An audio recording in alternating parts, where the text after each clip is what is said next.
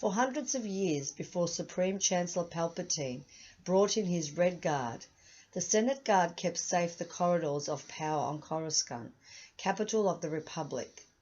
The Senate Guard were often referred to colloquially as the Blue Guard on account of the colour of their robes and armour. The colour was chosen as a symbol of their duty, as no species in the Republic associated that shade of blue with warfare or conflict.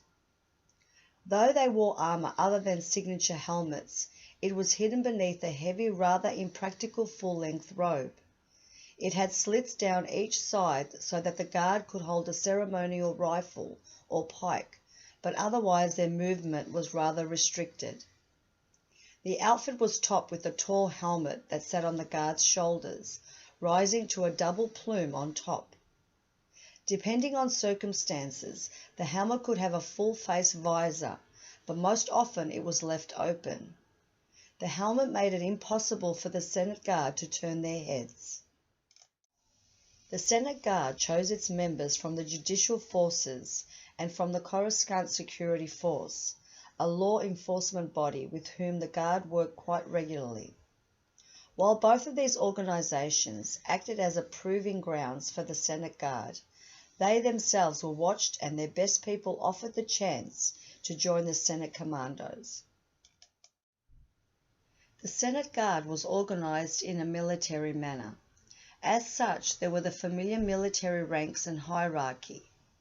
Regardless of past service, recruits who passed basic training, often a rather foreshortened process due to early experience, were ranked as privates, usually rising quickly to corporal, then perhaps on to sergeant, lieutenant, and eventually commander. All were overseen by the captain of the guard.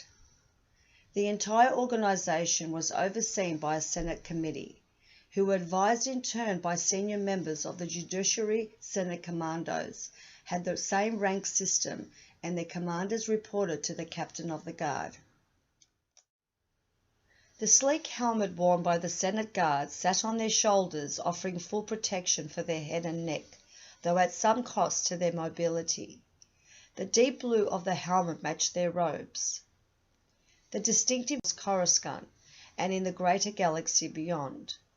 They operated within the Senate District, though units also travelled with certain prominent senators when required, and were with the Chancellor wherever he went. Under the heavy robes, they wore body armour, gloves, and synthetic leather boots.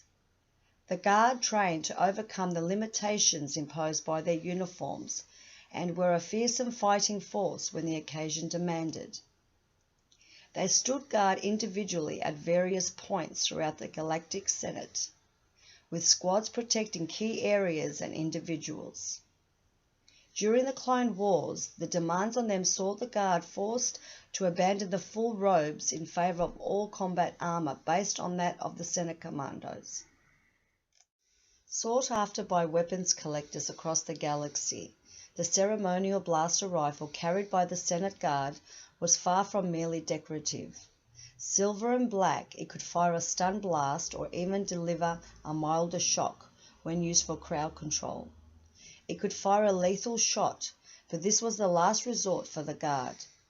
The Senate Guard also used a force pike, a melee weapon with a stun setting that resembled a staff or a small lance. Despite hundreds of years of loyal service, a series of scandals added to the additional security pressures of operating during the Clone Wars and led to the perception that the Senate Guard and Commandos could no longer be fully trusted to carry out their duties to the required standard. One of the first signs that things were changing was the introduction of the Red Guard. Though chosen at least in part from the ranks of the Senate Guard, the silent, faceless, and altogether more sinister-looking Red Guard reported only to Chancellor Palpatine himself. When the Republic fell, the Red Guard became the Emperor's Royal Guard, and the Senate Guard and their commando brethren were disbanded.